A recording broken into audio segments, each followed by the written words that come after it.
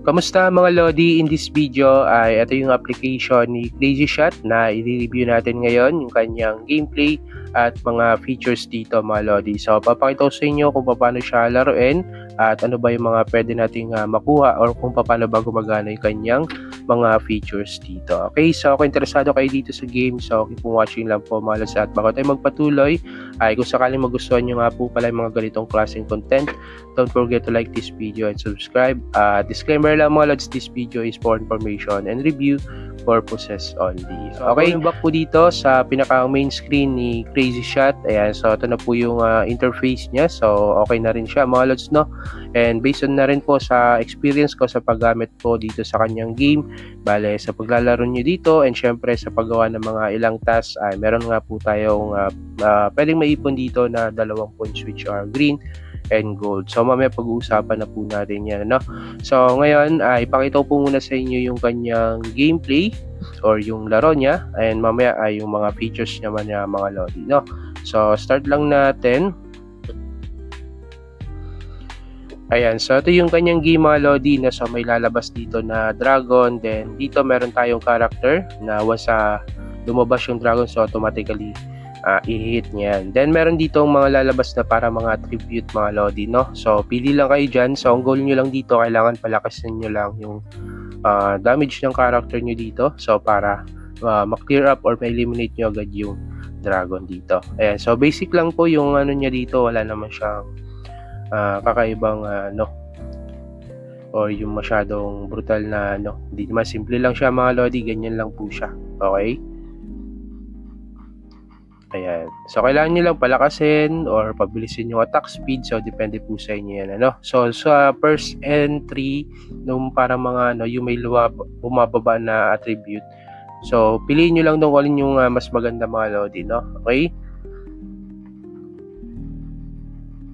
Ayan. So, tingnan natin kung kaya natin to.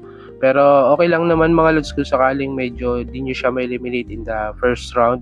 So, meron naman tong revive na kung saan pwede nyo ulit kalabanin yung dragon dito para ma-defeat nyo po siya. Okay? So, ganun lang po kasimple yung gameplay niya mga Lodi. Napaka-simple lang ng laro na to, no? So, hindi siya mahirap laruin, no? So, syempre may konting strategy din.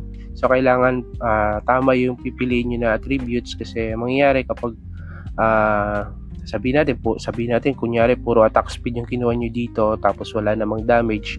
So although mabilis nga yung attack speed pero yung damage is mababa lang, so mangyayari medyo matagal kayo na or matagal nyo na ma-eliminate yung dragon, no?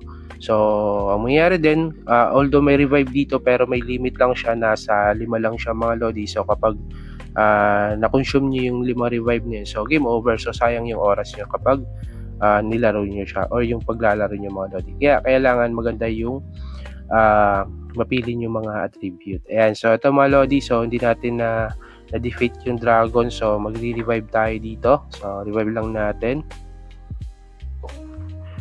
So ayan mga Lodi, once na ma-revive kayo dito, so ang mangyayari kung ano yung natira dun sa dragon, so yun lang po yung na matitira niya, syempre matitira sa kanya. Okay?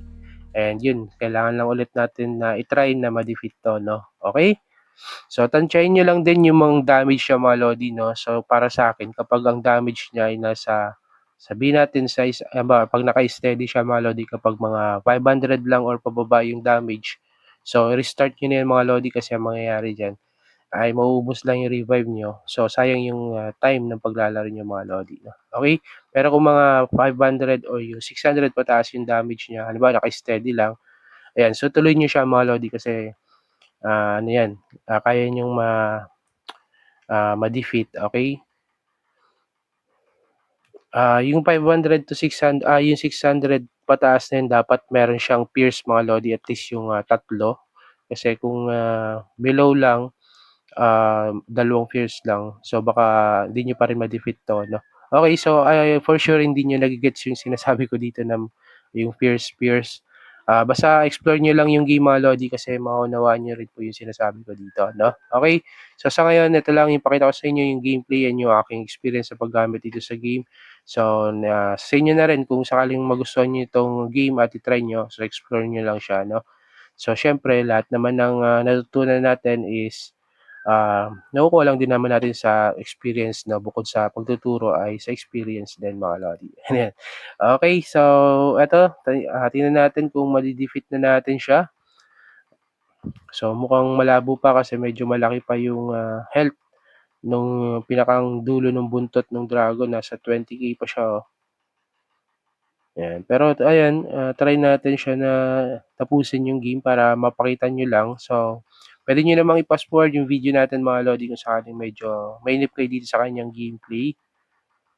Ayan. So, gano'n talaga siya, eh, 'no? Pero kapag bago pa lang kayo dito sa game, medyo mabilis pa yung, gameplay niya mga lodi 'no, kasi, lower level. Pero kapag tumaas na yung level niyo, so do'n na kayo experience ng medyo, mahirap siyempre 'no. So, revive ulit natin. So, pangalawa na 'to mga lodi.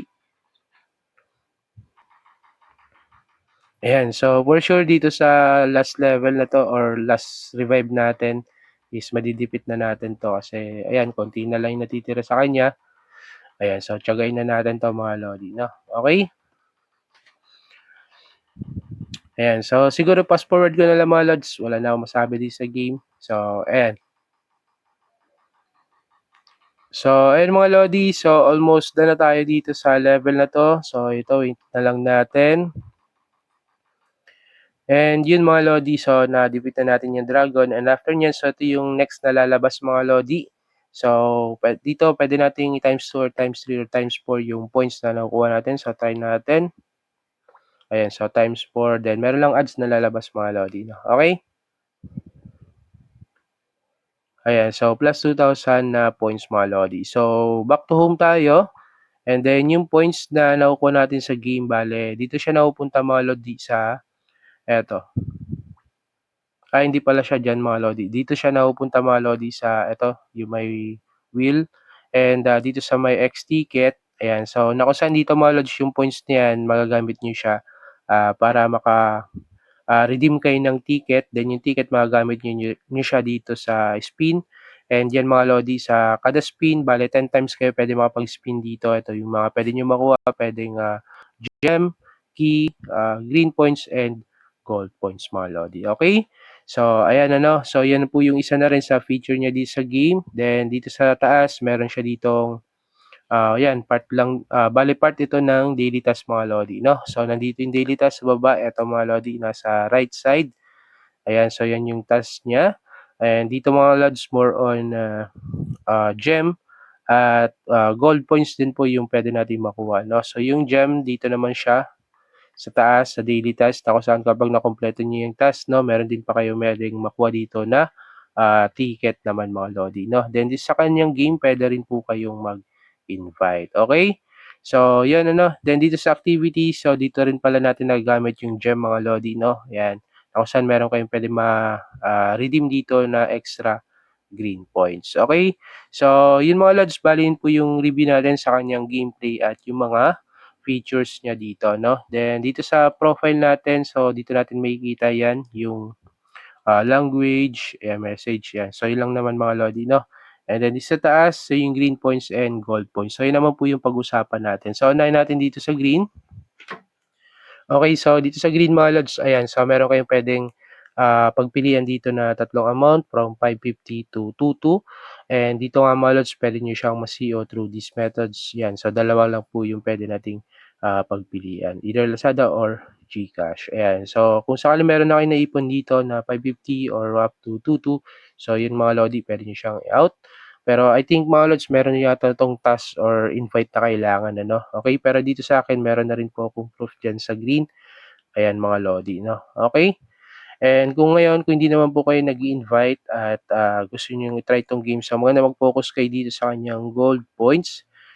Kaya lang mga lods dito 'no, ayan, so para mapataas po yung value ng points niyo dito kailangan niyo mong, gawin ito yung may pass the level 'no. Ayan, kaya lang dito mga lodi, kung wala po kayong invite, so mag-focus lang kayo dito sa, level, 2 or level 1 na DBL mga lodi kasi diyan ay wala na po siyang invite 'no. So dito sa next DBL na 1.2 meron siyang 1 invite na kailangan and then so on and so forth mga lodi. So makikita niyo po yung, task dito 'no na kailangan niyo ikumpleto para makapag-out kayo dito sa gold points, okey? Pero based po sa experience ko dito, kasi naka-CO na ako dito mga lodi, o nakapag-withdraw ng dalawang 600. So, mas maganda mga lods kung makapag-invite kayo ng 200 dito kasi ang mangyayari, pwede kayo makapag-withdraw ng only 600, no? Kaya lang, syempre, kailangan nyo pa rin pong laruin yung game at tapusin itong task bago nyo po ma-out yan. Okay? Kaya kailangan nyo pa rin tong laruin kahit nag invite po kayo mga lodi. Unlike no sa ibang games na kahit di kayo masyado maglaro sa game, basta nag invite kayo is pwede kayo maka-ipon dito. Pero dito sa game na to, kailangan nyo rin laruin yung game niya. Okay, so yun lang mga lods yung ating review dito sa application ni Crazy Shot. And yun, kung gusto pong itry ito is nasa inyo na. At kung meron po kayong katanungan, so comment nyo lang po dyan sa baba at atin niya pag-usapan. Okay, so disclaimer lang po mga lodi, this video is for information and review purposes only. At lahat ng pinakita ko sa inyo dito ay based lang po sa aking personal experience. Okay, so yun lang mga lods, don't forget to like this video and subscribe para updated po kayo sa mga bagong apps. And mga lodi, maraming salamat sa panonood and God bless po.